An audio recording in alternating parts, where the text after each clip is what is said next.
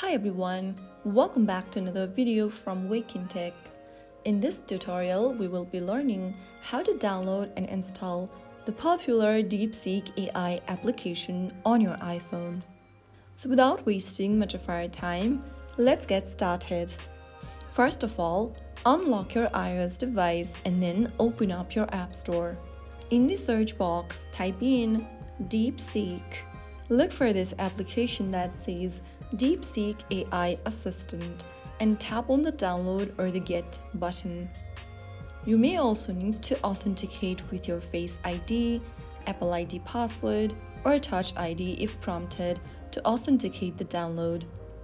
Once installed, tap on Open to launch DeepSeek. And that's how you easily download the application on your device. You can now log in via email, Google, Apple, or phone number supported in your region. That is how it's done. I hope you found the video helpful. If it was, don't forget to like, share, and subscribe to our channel for more DeepSeek tutorials. I will see you in the next video. Stay tuned till then.